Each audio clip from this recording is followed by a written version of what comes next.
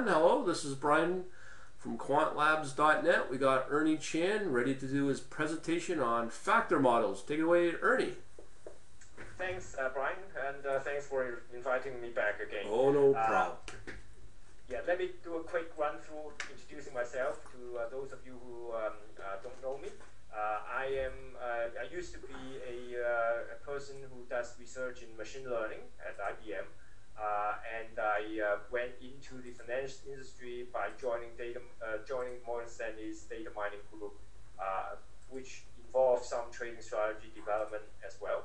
And then some of us decided to start a prop trading group at Credit Suisse, and then that's when I get really heavily involved in trading research and developing strategies. And after that, I worked for a number of different hedge funds, and finally becoming an independent trader in 2006, and got into fund management as well after that. So currently, I'm running a fund called QTS Partners. I am the management company is called QTS Capital Management, which manages a hedge fund as well as a number of client accounts.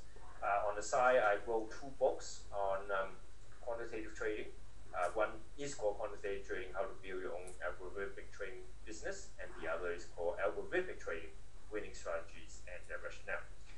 Besides that, I am a pretty active blogger at bbchan.blogspot.com, and so you are all very much welcome to comment on the ideas and articles that I post on my blog.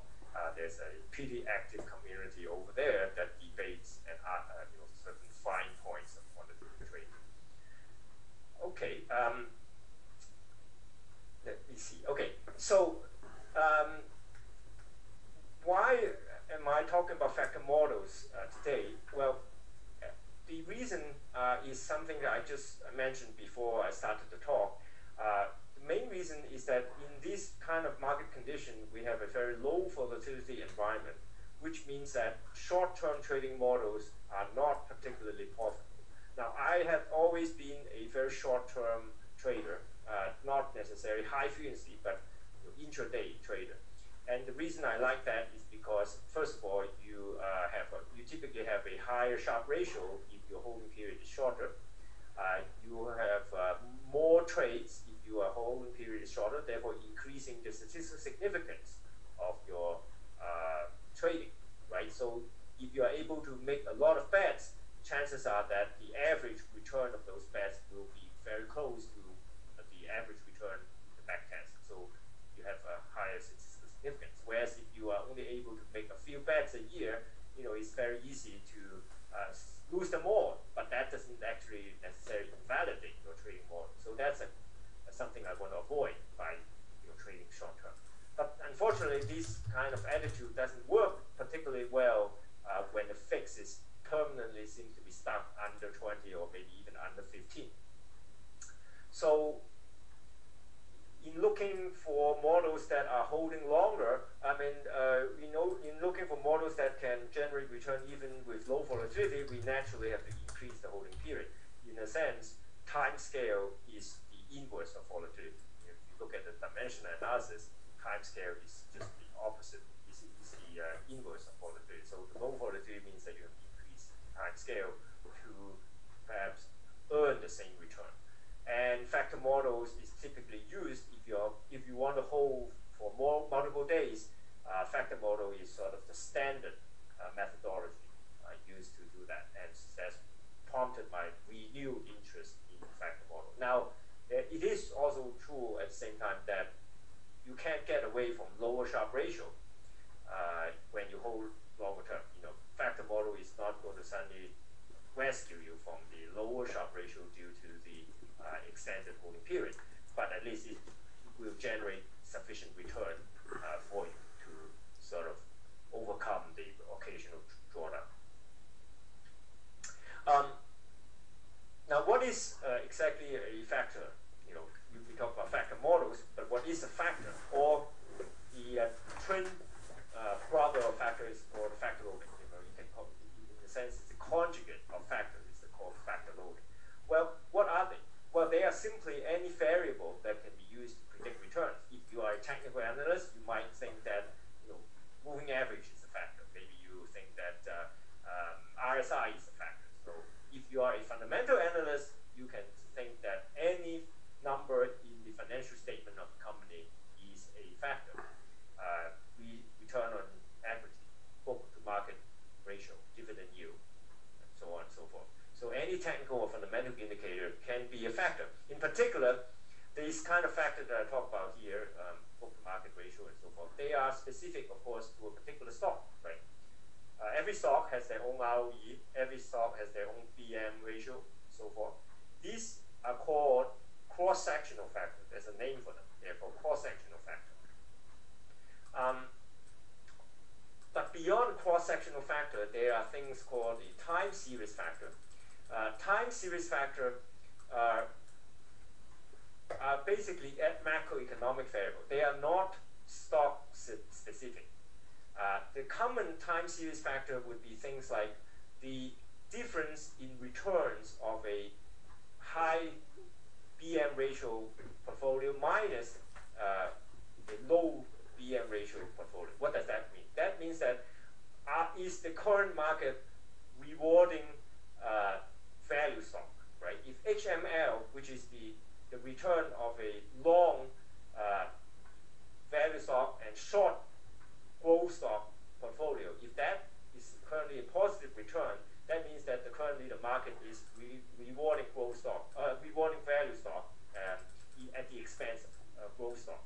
Now, there are certain stocks that has a positive factor loading to HML. That means that that stock is a value stock. So that is a way to also, given this macroeconomic variable, we can say that, well, this stock historically is a growth stock, and now growth stock is in favor, so therefore we expect the return to be high, something like that. So these are what we call time series factor. They are not specific to a stock. They are the same for all the stock, but the sensitivity to these variables are, of course, stock specific. This sensitivity is what we call factor loading. Okay, factor is something that is has the sort of the units of returns, but factor loading has the unit of just the is dimensionless essentially usually. SML return is another time series factor. SML means that it's the small cap portfolio return minus the large cap portfolio return. Again, if SML return is positive, we will say that the market currently is rewarding small cap at the expense of large cap. And if you have a positive factor loading to SML, that means that your stock is probably a small cap stock, and therefore you would expect it to do well in the current environment. And of course, you can defend any other macroeconomic variable, bond yield, gold return, and so on and so forth. These are all factors that are not specific to a stock, but each stock has a certain sensitivity to this particular macroeconomic return. So to get a really good grounding on these sort of factor model, cross-sectional versus time series factor, there's a textbook that explains it very well. It's by David Robert. It's called Statistics and Data Analysis for Financial Engineering. I actually used that textbook for teaching a graduate finance class at Northwestern University. Okay, so let's focus a little bit on time series factor.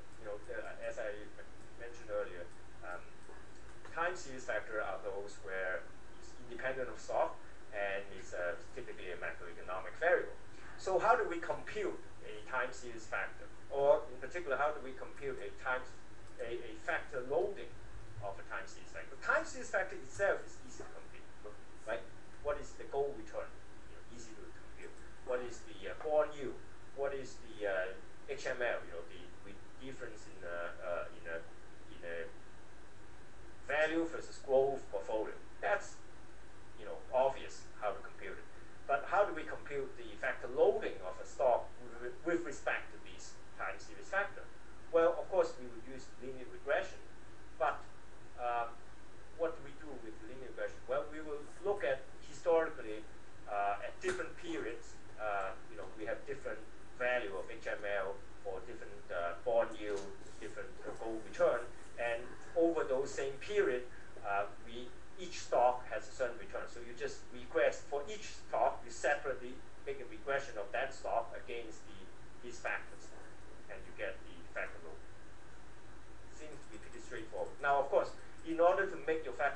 predictive rather than just descriptive, you have to lag the HML return by 1 period, right? So the return of the stock has to be 1 period ahead of the HML return, for example. Otherwise, it's going to be just a contemporaneous descriptive model. It's not a predictive model. But that's not quite obvious. So it seems pretty straightforward. So every stock is separate. You have to do many regression, but each regression is the return of one single stock versus the return of these macroeconomic factors. Okay, so let me. Okay, but how do we compute a cross-sectional factor? Now that's a little bit more complicated. In the cross-sectional factor, actually the factor loading is what is easy to compute. What are the factor loadings? The factor loading would be different for every stock, right? So they will be, for example, the return on equity of a stock, or the previous day return of a stock, or the moving average of a stock, or the book-to-market ratio of a stock, so on and so forth. So these are actually factor loadings, and they are different for every stock. But how do we compute then the factor? What's the factor? Again, we use linear regression, and naively we could just take one snapshot in time, t-1, and regress the 1-day return of that stock from t-1 to t for all the stocks, right? So every stock has a return, so that forms a factor of a dependent variable, and then the independent variable would be just columns and columns of these different factor loadings, whether it's ROE or EM ratio or moving average and whatnot. So every column would be a different factor loading, and then you just run a multiple and multivariate regression. But the problem with that is that actually that is not sufficient data. You might think that it is, let's say you are doing a S&P 500 stock model. Well, you get 500 data points, and you get 500 return on equity, and you get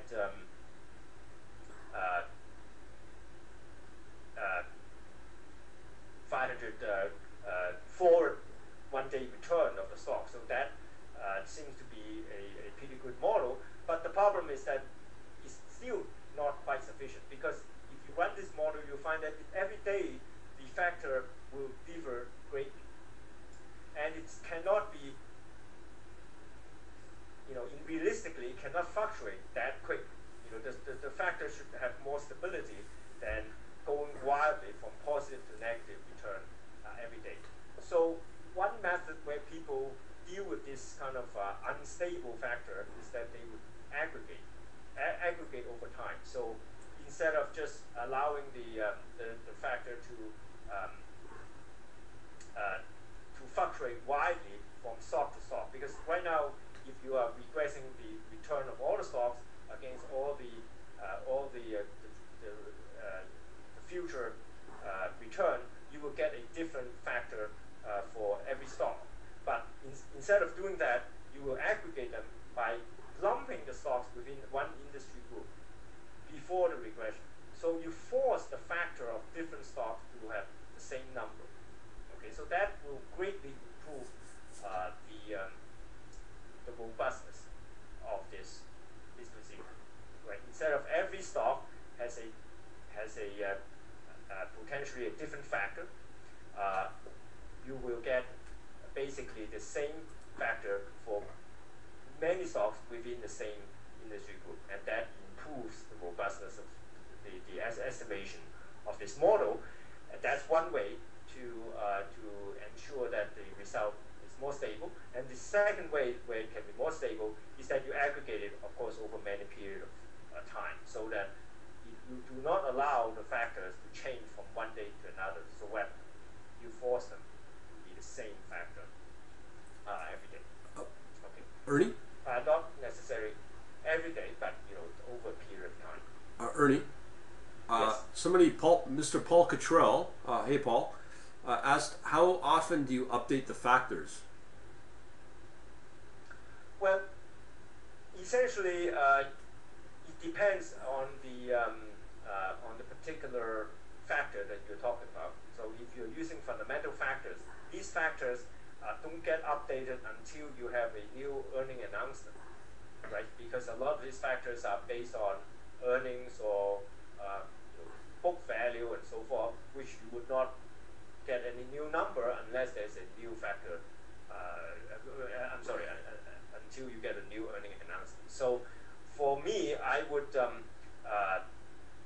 every time there is one stock in the portfolio has an earning announcement, you would update this model, you retrain the model, because one of these factor loadings has now changed. Now, if you are talking about technical factors, then of course every day or maybe even every hour or every minute you can update your factor model, because clearly things have changed from one minute to another based on price or based on volume. So if your factors are technical factors, you are in principle allowed to update it as high frequency as you like. And some people do update them very frequently, intraday. So that's really a matter of what factor you're using. No other questions so far. Okay. Now, we talk about factor model, and we talk about using linear regression to determine a factor model, to determine the factor loadings, and so forth, and how to make these linear regression more robust. But actually, sometimes even using linear regression is already overfitting. In finance, there's so much noise and so little signal that any sophistication runs the risk of overfitting the model. So how can we make it even easier? How do we make it even simpler? The problem with linear regression is actually that if you have multiple factors, linear regression will of course assign different weights and different factor loadings and different regression coefficients to the different factors. Sometimes that's good, but sometimes that is already overfitting. So sometimes we only want to know that the sign of each of a factor load. We want to know if this is positive or negative. We don't care if this is 2 or 2.3. We only need to know that it is positive. So one way to eliminate the effect of this unnecessary magnitude is to standardize each factor by its mean, and basically find the C-score of each factor. So the factor, for example, would be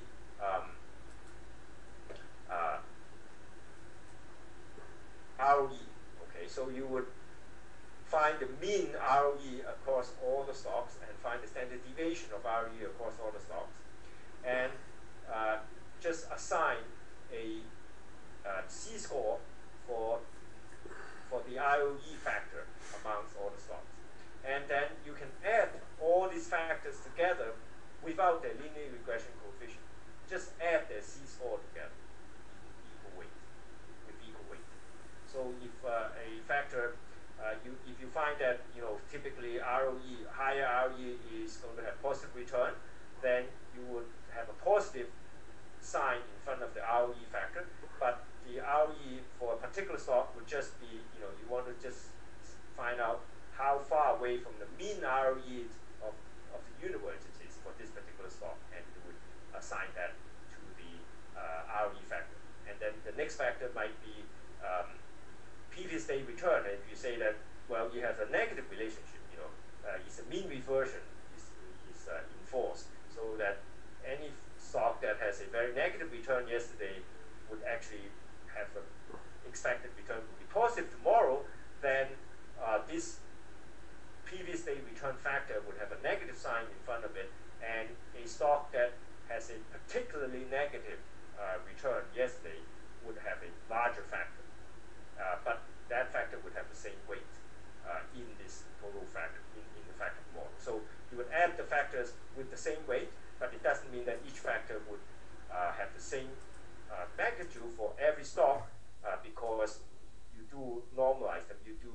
a Z-score to every stock.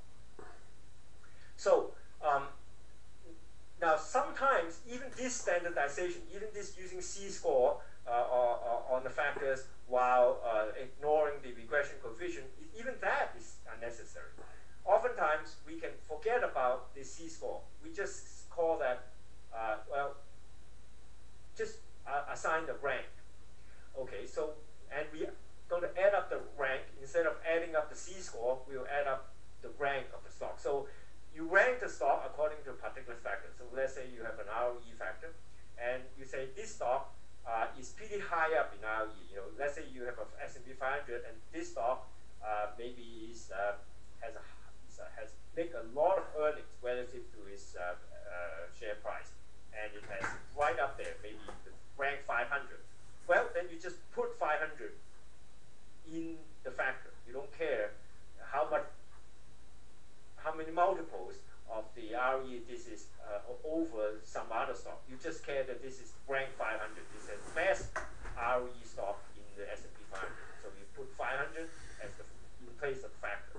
And then you go on to the next factor. So you just assign ranks to them, and you add up the ranks. And the final number, you know, this simple sum gives you a summary rank, and you use that summary rank to decide if you want to long or short that stock.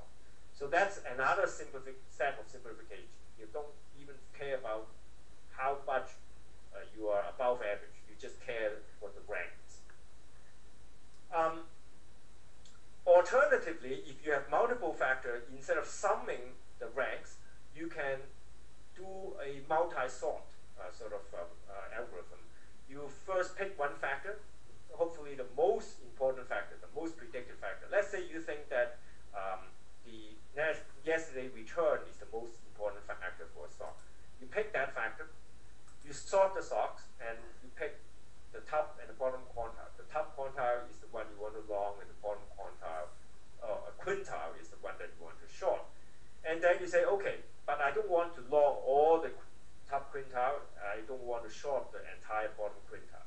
Let me further refine my sort by using the next most predictive factor. And that might be, let's say, the short interest. You do the short again within each quintile, and then you again pick the top quintile within the top quintile as the long, and you short the bottom quintile within the bottom quintile, and use that as the short portfolio. And you go on. Of course, you can't do that too often because you run out of stocks. But you know, typically, if you have only 2 or maybe even 3 factors, this is a very common procedure to not worry even about linear regression, not worry even about standardization, not even worry about ranking. This is all about, well, it is about ranking, but you don't even need to worry about summing the ranks. You're just ranking it iteratively, successively, hierarchically in some sense. So that's the sort of the different, you know, progressing from complicated to simple. Now, you might say, you know, is it really working? You know, is this simple method really work? Well, I say oftentimes it works, and it works not only in finance, but according to this Nobel Prize winner and the best-selling writer Daniel Kahneman, who wrote the book Thinking Fast and Slow, he stated that the ranking method or the equal weight method outperforms in terms of predictive power many of the regression-based methods. So you think that by being very smart and sophisticated and picking those the weights of the factor in some fancy way is going to be good? Well, think again. Actually, a dumb method oftentimes is more robust, and that he found to be the case in many areas of predictive social science outside of finance. And I have found that to be the case sometimes, but with some exception. One exception I find is that where linear regression is better than just ranking or equal weight method is when the factors are truly independent. If the factors are truly independent, the linear regression model is very powerful. But if the factors are not necessarily orthogonal, not necessarily truly independent, then it might have, linear regression might have less power than just the multi-sort, hierarchical sorting, or the equal weight method that I described. So, enough about methodology. Let's turn,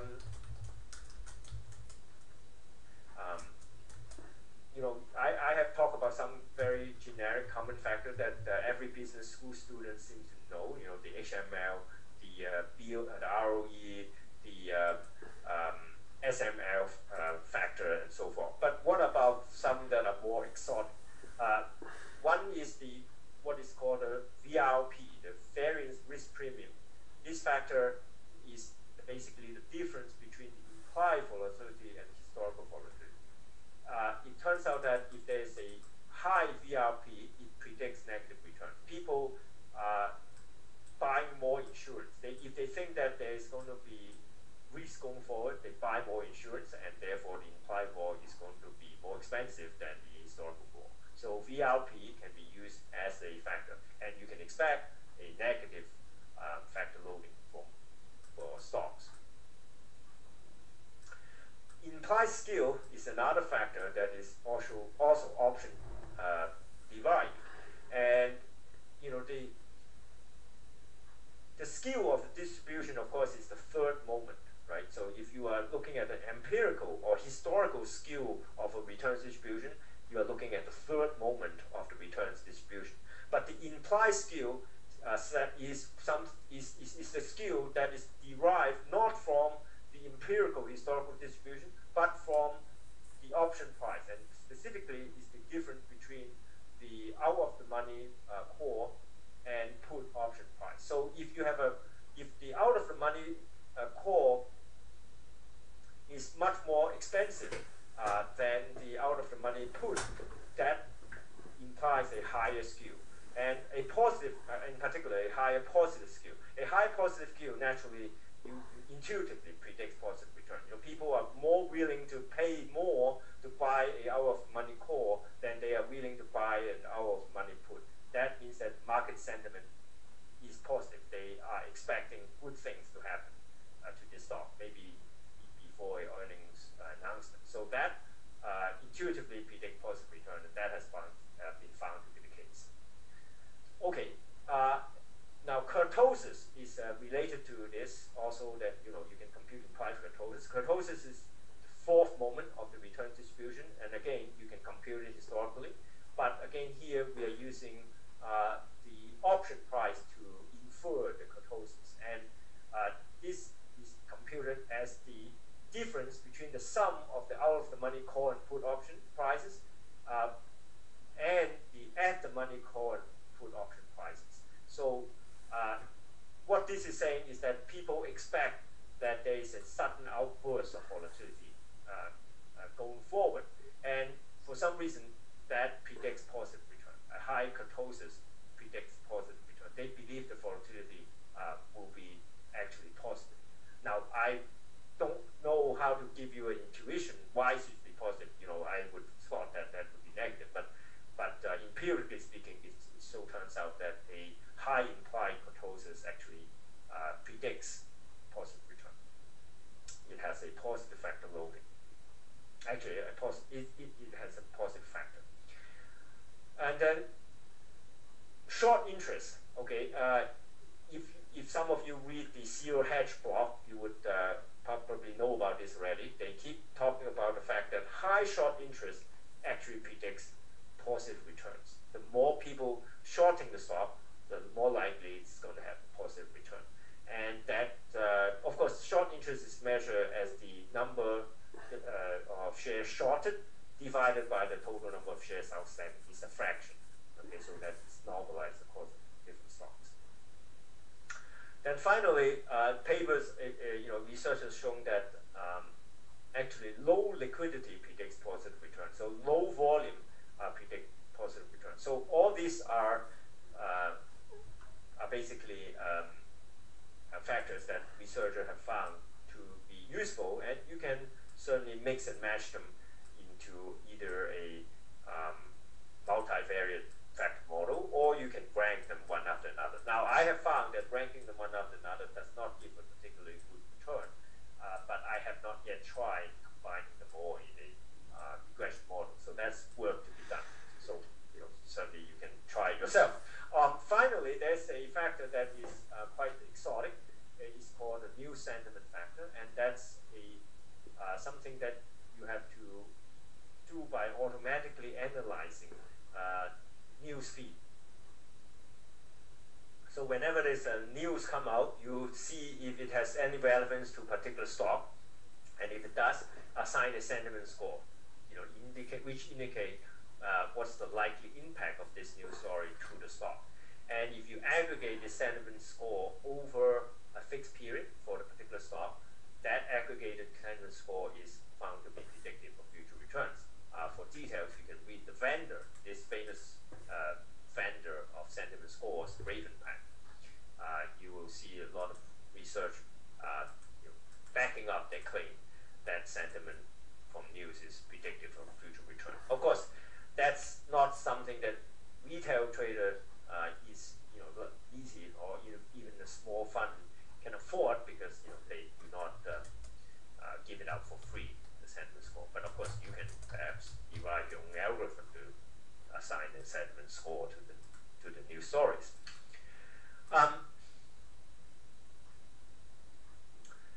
Now, there are some nuances when you are running a factor model. One nuance is that if you are running a single factor instead of multiple factors, let's say you are only interested in ROE, how it predicts stock price, you will find that the regression coefficient might change in sign, not only in magnitude, but in sign between the large cap stocks and the small cap stocks. So it is better if you run a regression on large cap and small cap stocks separately. You do not, or maybe growth and value stocks separately. If you mix them, you will get a sort of a hybrid factor loading, which is not really representative of anything. You can't have a stock that's both large cap and small cap, or both growth and value. So it's kind of useless to mix up all these stocks in different category and run a regression model that give you an average factor loading. So that's one nuance. You might sometimes need to be very careful in choosing the universe where you run your factor model on. And similarly, some factor models does not work in all industry groups. You might find that this is sometimes better even if you just run a factor model within one industry group. Okay, or at least you have to exclude certain industry group. A famous model by Joe Greenblatt, the little book that about investing, I can't remember the name of it. The little book that beats the market, yes. They use a two-factor model, and they are very careful to tell you that you should exclude financial stocks from this factor model. So that's an example. Oftentimes, many factor models would exclude financial stocks, but I would say you can go even further. You don't include. You don't exclude. You just stick with just one industry group and run your factor model on that industry group. That would be perhaps give you a much cleaner factors at the expense of robustness, because with one industry group, of course, you don't have too many data. You don't have too much data, so you will run the risk of overfitting, but you do get pure factors. So there's a certain balance that you have to strike here. So anyway, that's my quick run through of my sort of understanding of factor models. So thanks very much for coming tonight. And just a heads up on my next workshop, it's May 5th to 7th on momentum strategies, and please feel free to email me if you have any questions. Okay. Wow, thanks a lot, Ernie. I know we got one question already came in. It's from Paul Cottrell. Can you hear me okay, Ernie? Yes. Okay, because I had somebody comment. Sandra said she couldn't hear you. I put out a message to everyone, if everyone can hear me okay, if I can just get a yes from whoever's online. We got 35 people on. Yeah, everyone's saying, yeah, clear as day. There's I'm not sure, Sandra, if it's your end. Oh, she just went offline. Anyways, Paul had a question regarding your regression. Are you using OLS? Ordinary Yes. least squared? Okay, you are. Okay. Who's got other questions? So John asked, are we recording the file? Yes, we are. I'll be posting this maybe tonight or tomorrow morning on my YouTube channel. And I'll send out an email to everybody on it. Who's got questions? Got lots of questions. I'm sure we got, as I said, 34 people right now online. People have some questions. Oh, here, Ernie from Phil. Ernie, this is from Phil. Do you use any machine learning techniques? Not really, because as I said, I first of all, I like to stick with linear models. So with linear models, the number of machine learning techniques are somewhat limited. Linear regression, stepwise regression, and regression trees are sort of the only ones that come to mind. And so and certainly I would try them. I have tried all of them. In terms of the non-linear models, such as neural networks, I also have tried them. I have never found them to work. Things such as support factor machine, I have tried them. They have never worked for me. And even Bayesian models, as I said, Bayesian networks, I have tried them, and they have never really worked for me. So I had not had particularly good experience with machine learning, mainly because of the overfitting issue. Okay, we got a lot of questions coming in now. A lot. Okay, John asked a question about, I guess it's obviously regarding your workshop. What he was asking about if it's the same workshop that you do in the UK. Yes, this is pretty much identical to the workshop in the UK. Yeah. Okay. Paul came back with a question. How different is factor modeling to CAPM? I call it CAPM. Well, CAPM only use one factor, which is the market return, right? So you have market return, and you say, well, is this a high beta stock or low beta stock? So and make your expected return accordingly. If you have a high beta stock and your market return is 1%, then we say, okay, well, your expected return is 2% for this stock. If you have a low beta stock, then you might expect the return to be 0.5%. But that's one aspect of it. So market return is only one factor. The second aspect of it is that typically when people doing CAPM, they are running it in a contemporaneous mode. That is to say, they want to ask, if today's the market goes up 1%, how much the stock would go up? By what percent the stock would go up?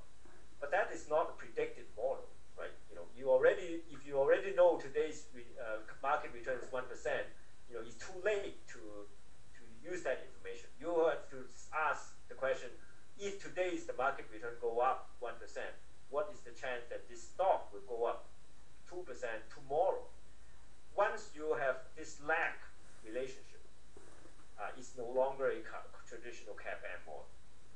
And it enters into the realm of factor models. Okay, Joe's got a question. When do you change positions or do new rankings? Daily, weekly, or monthly? Well, as I said, it very much depends on the factors you choose. If your factors, let's say, are using daily returns, you should definitely update your model daily. No reason not to.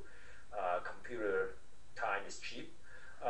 If, on the other hand, your factor use 1 month return, then perhaps you don't need to worry about it until at month end.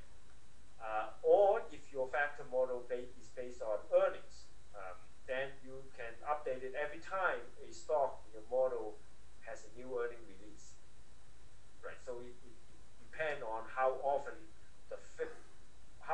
your chosen factor is updated. You should keep pace with their updates. Okay. Question from Clay. Do you find weighted least squares to be any more useful than OLS models for factor models? That's the first question, I guess. Do you want to answer that one, or do you want the second one as well? Well, I can answer the first one. Well, weighted least square has a, well, you know, it has some similar defect as the linear, the ordinary least square, in that you do have to have a cutoff. How fast does the weight decrease, right, in the case of the weighted least square, versus in the ordinary least square, how far back do you use for fitting your model? So either one has some sort of free parameter you have to figure out. Some people suggest that you might as well use Kalman filter, or which you can apply to a multi-dimensional model. Use Kalman filter to update the factors or the factor loadings. That is also fine, but that really, none of these methods ultimately are parameterless, right? One is using the look back for a cutoff. One is using the sort of decay time for the weight to decay. And for the Kalman filter, it has a whole bunch of other parameters. So, I have tried them all. And I have found that sophistication doesn't pay, unfortunately, in this direction. You can use Kalman filter and whatnot, but the chances are that you will actually get more free parameters in your hand after all is said and done, and it degrades the performance rather than improve it. Okay, when we take that second part, now this is the second part he asked, is where the weights might be related to a function of the volatility of the stock, like the BAR-RA models. Does that make sense?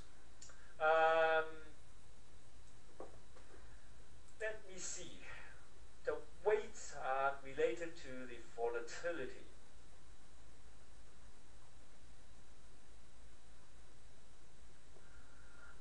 In an indirect way, they are obviously related to the volatility, right? So a simplest illustration would be like the other gentleman said, the CAP-M model. If you view the CAP-M model as a factor, then sure, a stock that is more volatile will have a bigger beta.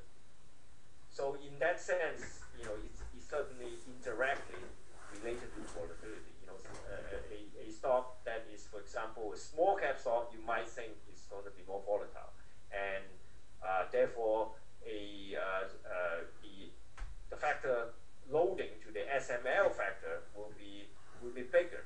So the more volatile stock will have a bigger factor loading with respect to the SML factor. So yes, indirectly that is certainly true. Okay, Shalom's got a question. How do you deal with confounding factors, other factors that ruin the predictability of the factors in your model? I'm sorry, it was breaking up a little. Oh, sorry. How do you deal with confounding factors and other factors that ruin the predictability of the factors in your model? Do you want me to break it up? Let me see if I can read. Okay, now I can see. Yeah, it's in the questions. Let me take a look at it. It's from Shalom, 724. I am trying to see the messages. I'm not. Yeah, it's probably halfway. From Shalom at 724. Let me type something on the screen. Okay. Can you see my typing? Nope. Oh, you might be in the chat. Hang on. There's chat. Yeah, I'm in the chat. Yeah. Hang on. Let me copy this to you. Hang on. Yeah, if you can copy it to the chat window. Hang on here. I'm hoping this works. Yeah, here we go. There you go. Okay. You might want to read out the question.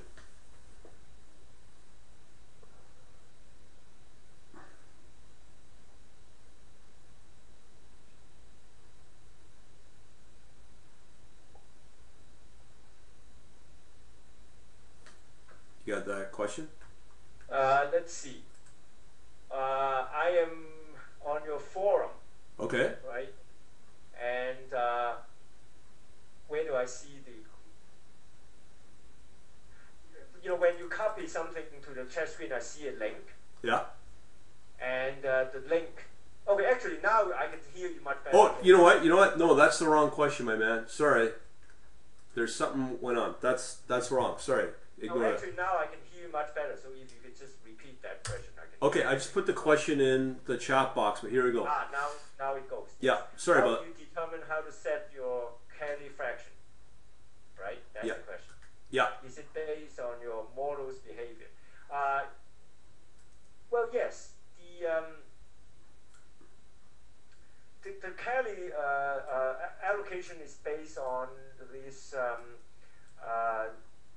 the mean return matrix and the covariance matrix, right? It's the mean return matrix, which is a diagonal matrix, times the inverse of the covariance matrix, but the covariance of the returns matrix.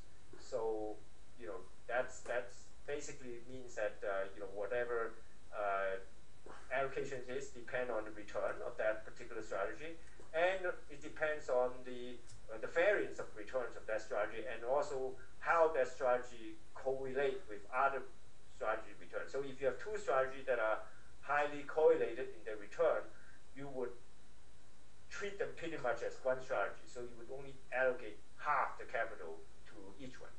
If these two strategies are highly different, or maybe even anti-correlated, right, then the covariance matrix will have -1 on the off diagonal terms, practically anti-correlated.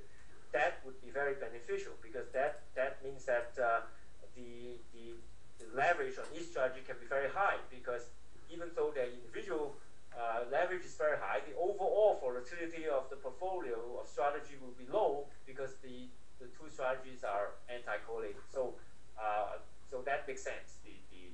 The fact that the Cali allocation is just your strategy return being a diagonal matrix times the inverse of the covariance of returns with the other strategies.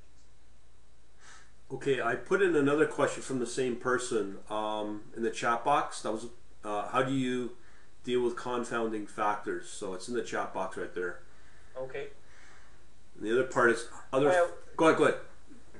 Yeah, that's a good question, and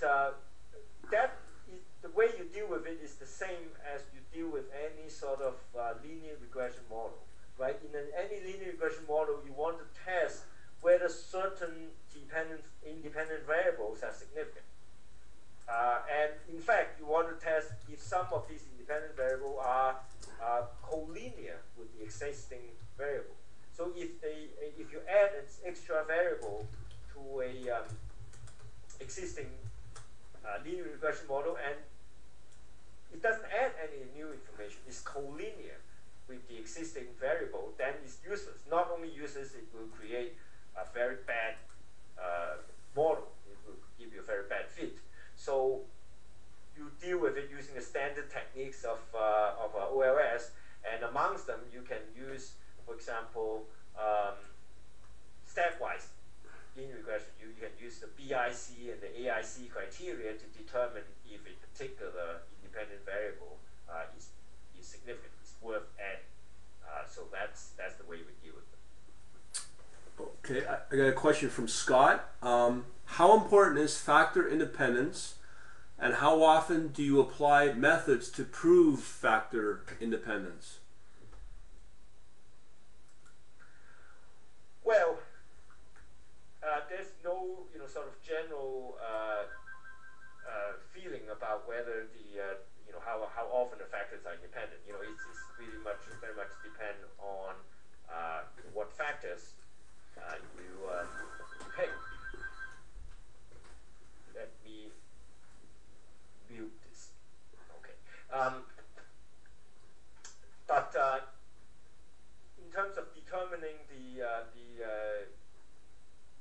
sort of the collinearity of factors, you can certainly run a correlation,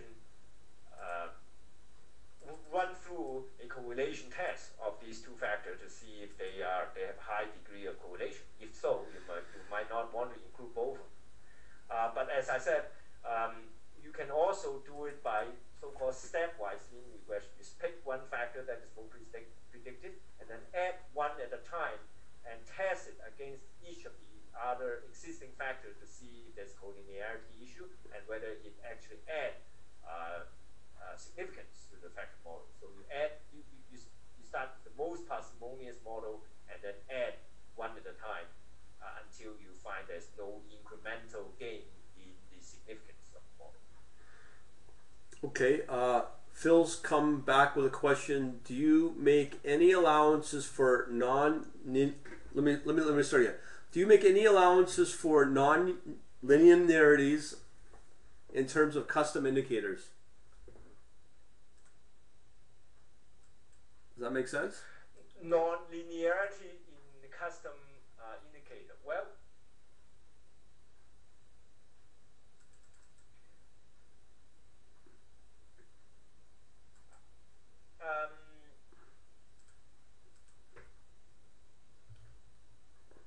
still figuring it out. It's not particularly simple to say whether you are incorporating non-linearity or not, because oftentimes non-linearity are incorporated indirectly rather than directly.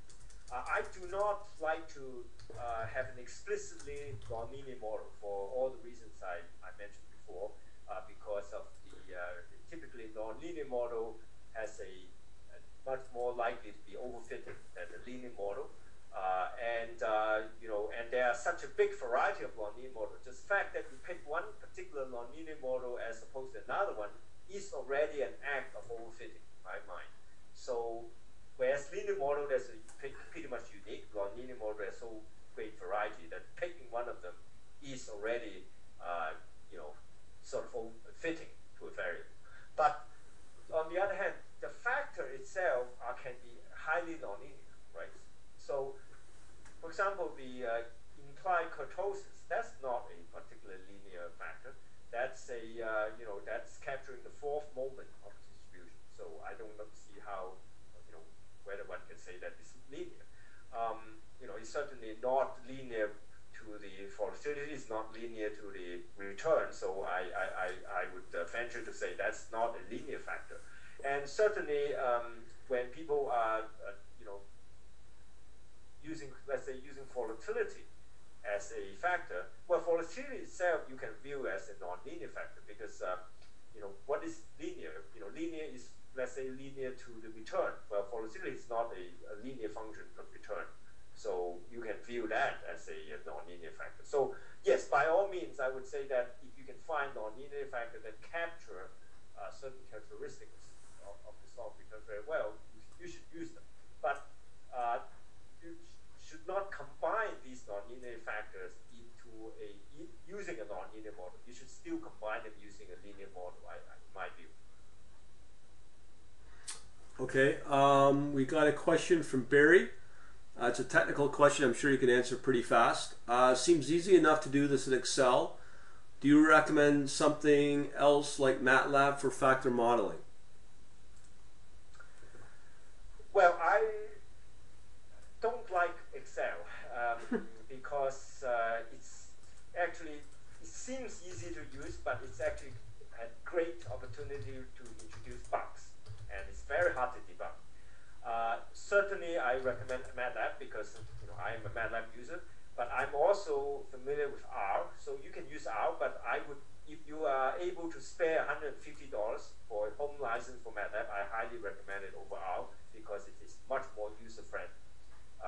Productivity is the key. I don't care too much about the availability of the advanced analytic packages that come free to R because I don't use them. On the other hand, I think that to develop your own program, it is much more productive to use MATLAB. So yes, I would highly recommend you pay $150 to get a MATLAB license if you want to do research in factor model. Okay, question from John. Do you put your orders through MATLAB or do you use a separate program for that? It depends on the frequency of the trading strategy. If it is a daily trading strategy, I'm sorry, if you trade only once a day, let's put it or twice a day, open and close, for example, I oftentimes will start by just writing a MATLAB automated program. If, on the other hand, it is a intraday, has many round trips a day, then I oftentimes would ask my partner to write a C# program to do this instead, because in that case, it is possible to use MATLAB to manage the whole process, but I find that it is really reaching the limit of the latency of MATLAB and also the complexity of managing things using a scripting language. For a scripting language like MATLAB, you want it to be simple and quick, but when it gets to an intraday strategy, oftentimes you have to get into this sort of you write it in the style of a callback functions and object-oriented programming. Is not really suitable for MATLAB, so I would just outsource it to my partner to do it in C#.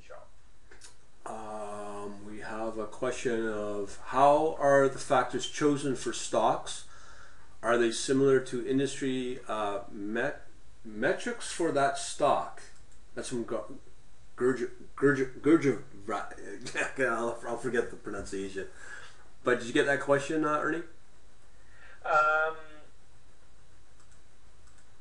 It's not a matter of really choosing a factor for a stock, because you are going to choose the same factor for every stock, right? So it is more of a question. Okay, if you're building a factor model for the entire S&P 500 universe, then you can use all the factors that I mentioned before and picking the ones that you find significant. If, on the other hand, you're building a factor model for one industry group only, let's say you want to build a factor model for just utility stock. Well, maybe you have factors that are particularly predictive for utility stock. It might be dividend. It might be something that I don't know. Maybe if you are a chartered financial analyst, you would know what is the best valuation metric for utility stock. So that's really a question of what sector you're building your factor model on. Question from Joe: what is your one favorite factor? Well, it's simple. It's the previous day return. Sounds good enough. Okay, just let me see what we got here. Another question from John Sabini: what is the value of singular value decomposition to ranking the more interesting factors, or is this too much work for a smaller return?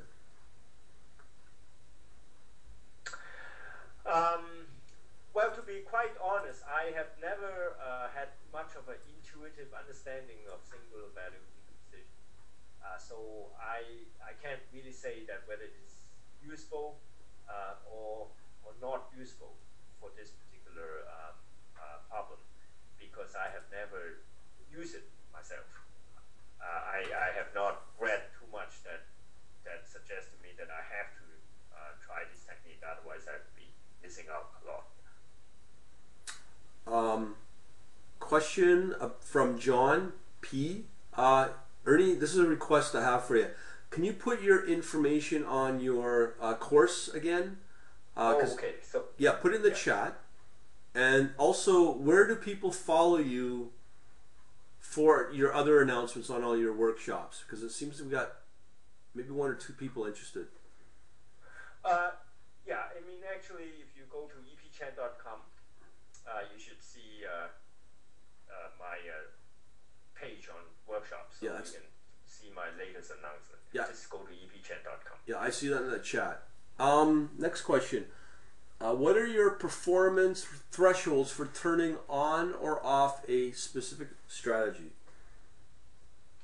Well, it's for a backtested strategy, obviously we want to have at least a Sharpe ratio of 1 and a Kalmar ratio of 1. Returns is not particularly important, but hopefully it's about 5% to 10% would be the minimum after cost, of course.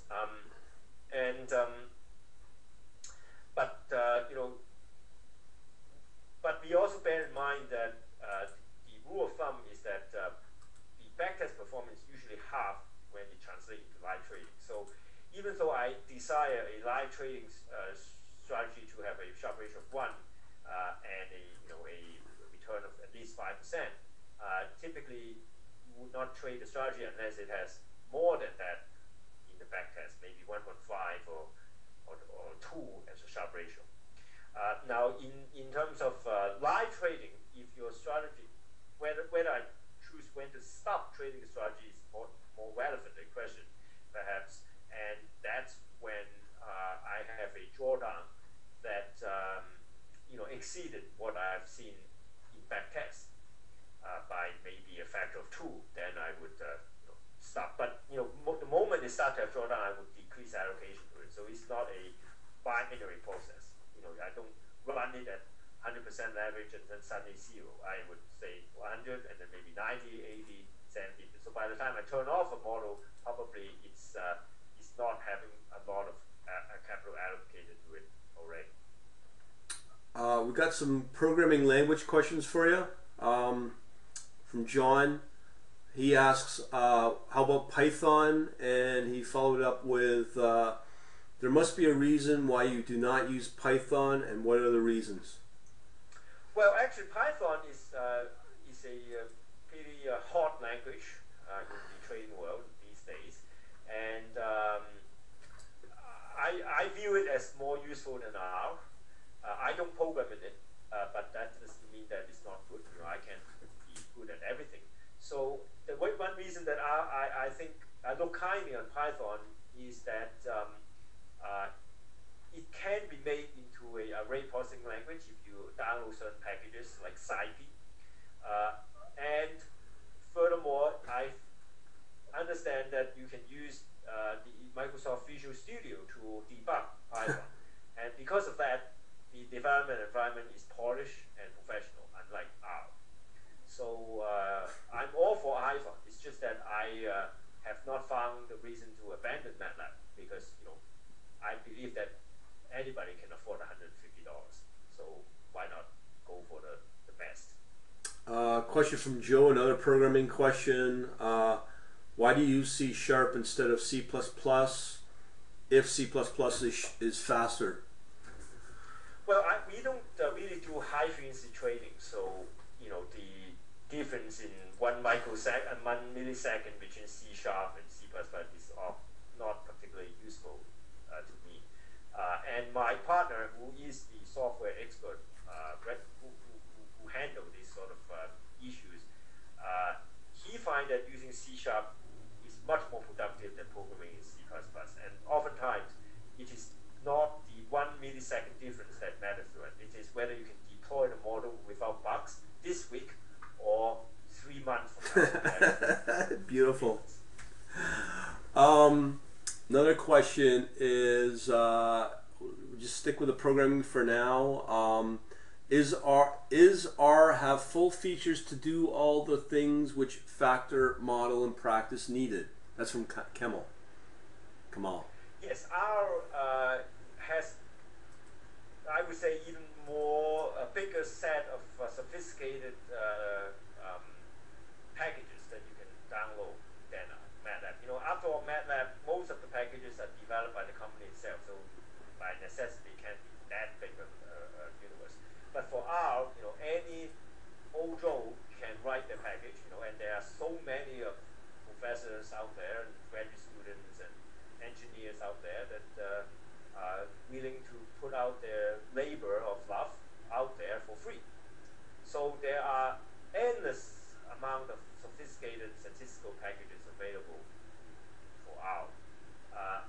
But I do not find them useful, as I said, because I don't like sophisticated models. I find that it is much more important that I can develop my own models quickly. I don't care that other people have their highly sophisticated model.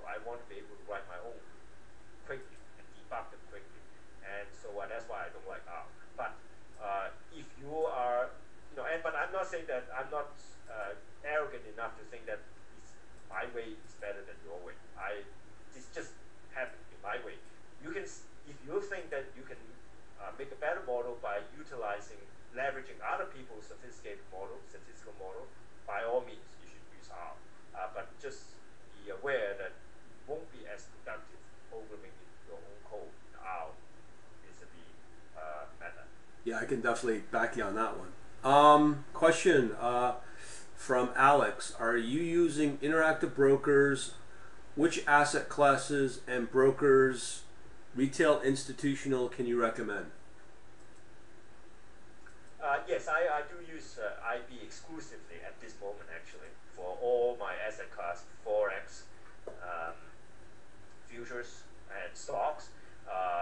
Perhaps going to work on options as well. Actually, we already trade options on futures in IB, but chances are we might be trading stock options at some point on IB as well. So I can recommend it. And I think that for retail investor with who has a net worth of under $1 million, that's probably the best out there. Is IB. But if you are a high net worth individual in a well-defined sense, that is, if you are a eligible contract participant, this is a well-defined term by the U.S. regulators, which means that you have $1 billion to lose, and if you are an institution, that might mean that you have $5 million to lose, and so on. Well, you have much more choices. You would be much better if you can trade online for stocks more, line brokerage, because they will pay you. Some of you might have read the Flash Boy, which is I guess most people heard of, and they keep talking about how a retail brokerage sometimes will route your order to a exchange that give them rebates, but subject you to gaming by HFT. Well, line broker doesn't do that, because line broker will pass through all the rebates that you get from that exchange to you, and that's significant. So line broker is really neutral, because they don't care you want to route to whatever broker, because they are not taking a cut of the rebate. They pass it on 100% to you.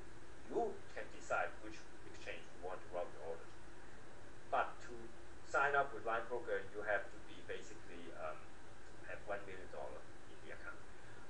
Similarly for Forex, if you are a eligible contract participant, you can trade on this neutral exchange such as Hotspot FX instead of through IB or any other Forex broker, where the broker itself took the other side, and you are not gaining access to all the liquidity that is out there. You are particularly not gaining access to liquidity provided by other clients. So, for example, on IB and on many other retail Forex broker, you are only trading with the market makers.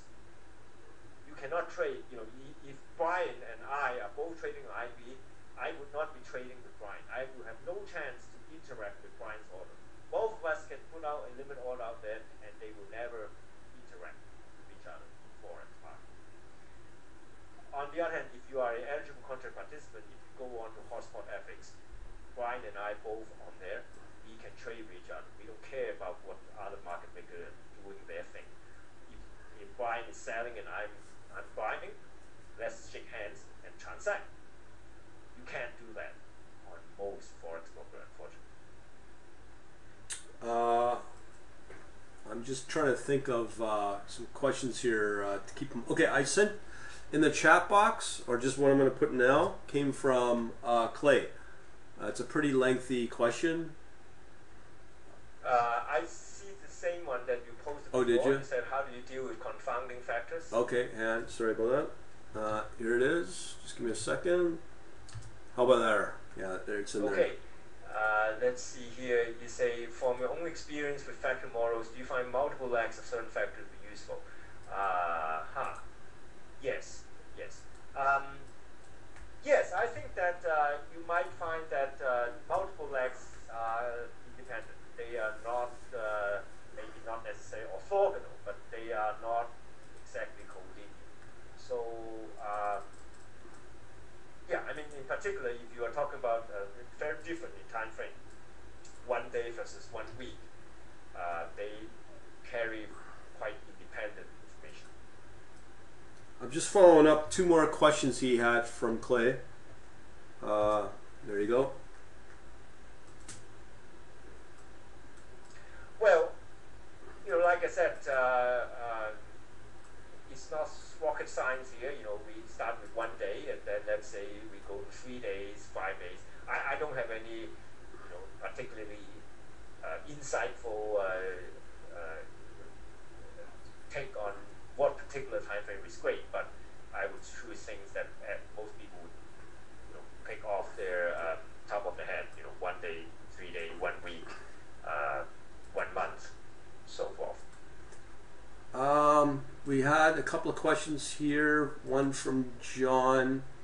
Can you recommend any favorite authors or books on position sizing?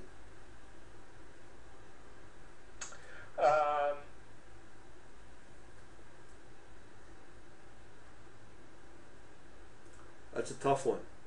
Well, position sizing, I don't know that there's a particular book, but if you read the academic literature, just reading papers, there are multiple ways to do this. And for me, I simply pick the simplest, which is equal weighted. If you don't like that, you can proceed to say, okay, why don't I size them based on their volatility? You can do that. Or you can size them based on their expected return to some extent, right? So these are, you don't really need a book, because you can enumerate what are all the possibilities. Equals weight, of course, is the default. Volatility weight, expected return rated, or liquidity weighted, and so forth. So you can actually come up with 10 different methods and try them all if you like. For me, I have usually just stick to equal weight. Another question from John. What is your favorite book on MATLAB and financial statistics? Well, my book, Algorithmic Trading, is one of such a thing. It's using MATLAB to run statistical trading models. But there is another, well, actually, there's a book written by the guy who created MATLAB itself. It's a free ebook. It is downloadable from the MATLAB website itself. So if you go to MATLAB website, and I think the author's name is Moeller, M-O-L-E-R. He's one of the creator of MATLAB, and he has an ebook that you can download. I don't know that it is specific to statistics, so it is really all aspects of programming with MATLAB.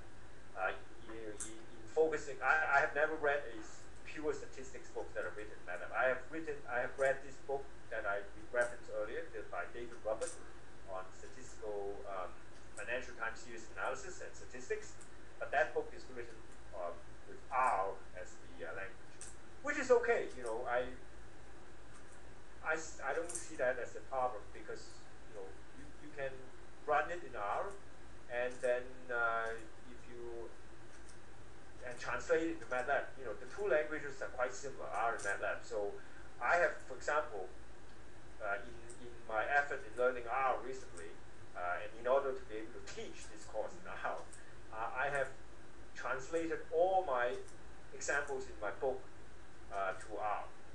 And I find that a great exercise. So you can do the reverse. You read the book by David Robert, and you can translate all those exercises into MATLAB if you like. Okay, questions from Joe.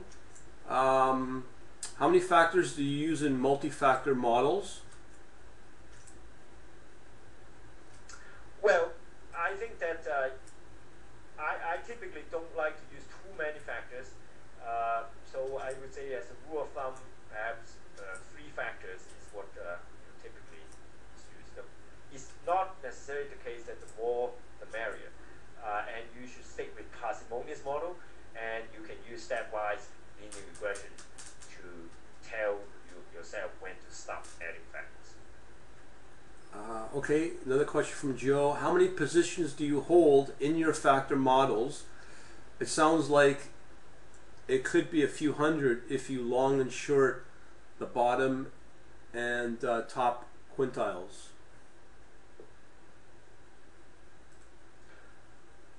Well, how many you hold is totally up to you, right? Because again, it has some relationship with the precision sizing question earlier. If you are sizing the precision based on the expected return, then when the you theoretically you belong all half of the universe and short half of the universe, but not in equal weight. So those stock that have very small expected return will have very little weight. But in practice, a lot of people would say, well, why bother? I don't want to incur transaction cost. So they would impose a cutoff of the top decile or the top quintile and so forth. So that is a purely a sort of a convenience, or maybe just to reduce transaction cost. It of course is also depend on your universe. If you are trading an S&P 500 universe, a top quintile model is only 100 stocks. That's not too many for an institutional portfolio. But for a retail portfolio, if you think it's too much, you can choose a top decile instead of top quintile. That will reduce it to 50 stocks, which may still be not too much, but remember that you don't have to necessarily trade them with equal weight. Question again from Ilya.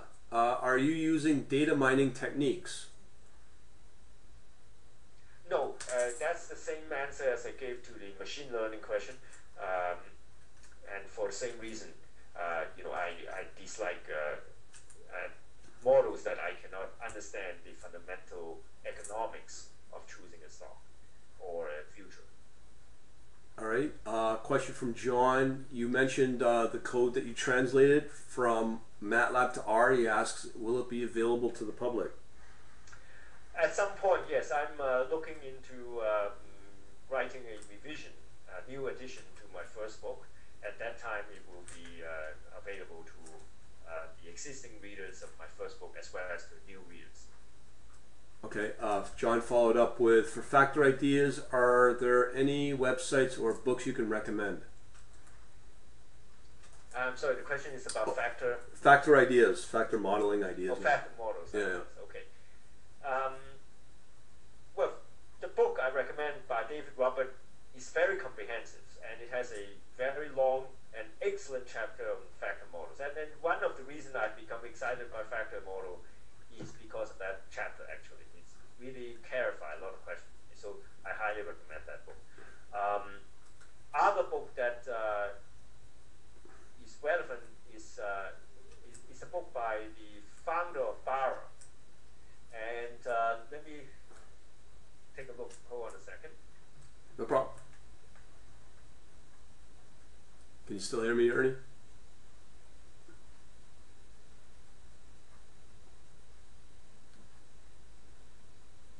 I think Ernie's gone off somewhere. Oh, here he is. I think the author last name is Greenode, and it has something to do with factor models. So you might want to Google it. You will find that basically these are the guys who founded Barra, who provide proprietary factors. Now Barra, of course, is part of Morgan Stanley. Yeah, Joe's asking if you could put the names of the books in the chat mode, or maybe if you can just Google it. Yeah, let me see if we can Google it.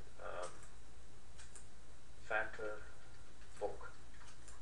How's your time? Are you able to stay online for a bit, or do you want to wrap it up really soon? I could stay for another 5 minutes. Okay. Let me. Yes, now here it is. It is yeah, active e-portfolio management. Yeah, yeah, from that's Clay. Yeah. Yeah, that's it. Thanks, Clay. Yep. If you want to take that link to put it in the chat. Who else got any questions? Ernie can stay on for another 5 minutes. Anybody else? Pretty rare chance. Maybe we might be wrapping up sooner than later.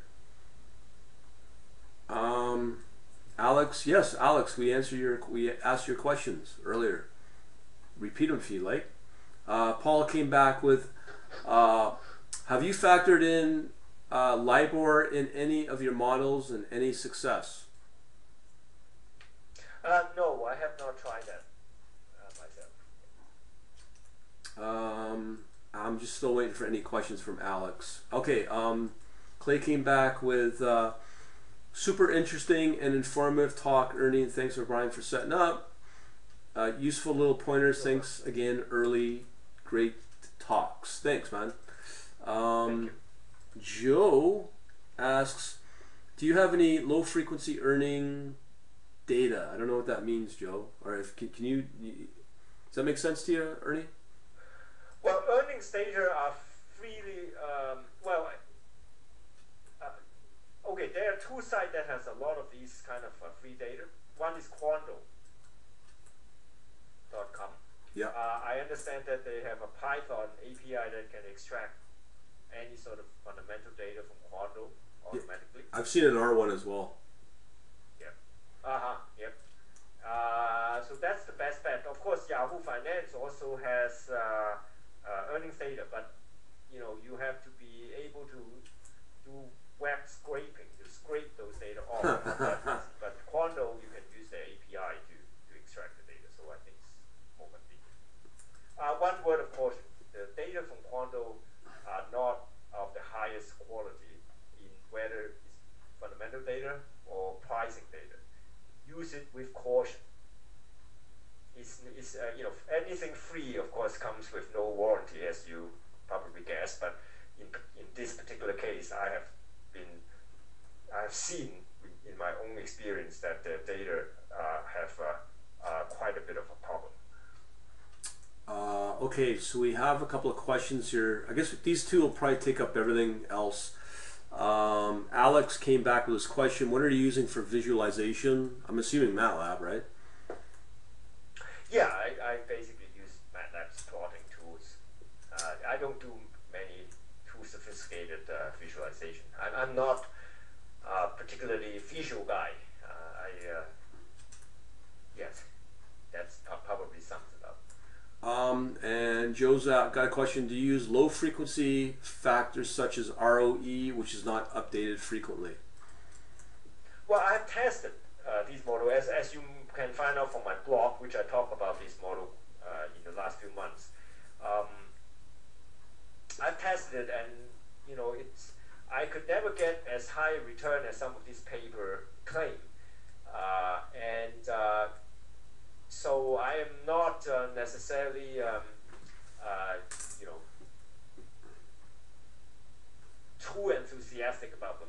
But they may not be useless if you are adding them to some model that has technical factors. So it might help technical factor models if you add some of these fundamental factors. Two questions just came in. You want to handle them, or what do you want to do? And we'll just cut it off after that. We'll take these last two. Okay, from Joe. How long do your models last before they stop working? It depends. Well, actually, some models that had worked and has never stopped working so far, has been about 3 years and still works. Others that you think that it has stopped working, but it's just happened to be a temporary drawdown. So for those models, interestingly, of course, there are many models that I enthusiastically started and then traded a couple of months and then died and I stopped running. But usually models that have proved its worth over a substantial period of time, let's say over 1 year, it just continues to work.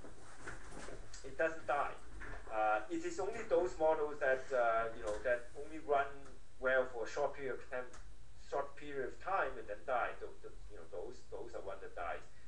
If you already gained a decent track record, they has not died yet. Most of the models that I have run so far. And one last question here is: do you use a fixed protocol? We have tried it. We do not find it to be any superior to the broker proprietary API, and in fact, I have read from things written by high frequency trader, which says that actually for high frequency trading, you do not want to use fixed. It's actually slower than if you use the proprietary API of the exchange or the brokerage. Wow, that's something new. I never knew. Okay, I guess that's it for questions. Do you want me to read off some of the comments I got so far, Ernie?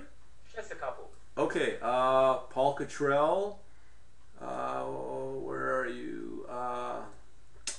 Thanks, Dr. Chan. Great lecture. I like Bart's comment. Please come back to us again. Okay. Bart says, great presentation. Really appreciate your time you spent with us. Thanks.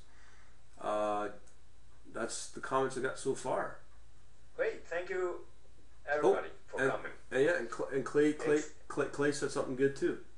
And everyone's saying thanks. Thanks, Ernie. A lot of good practical info from Phil. Wow, Ernie, from me, thank you very much as usual, man. Like for me, Ernie, just so you know, I'd say in front of everybody here, your book, the very first one you put out, started me on this whole journey, and I got probably 10 people I can easily say that same book has influenced a lot of people to be independent traders. Wonderful. I am very happy to. I think that's the biggest legacy you can take away from all this, because I deal with people all the time that are working for banks, but I think your book is so pivotal. I can't even speak tonight. So pivotal, where it influences them to strike out on their own. So I mean that book is so important to a lot of people. Wonderful. That's great. Yes, I think the ability to earn an independent living is a great joy. So I'm glad that many people are able to partake in that. We got so many thank yous from people. John says, if it's nice being taught by a master on a topic, thank you.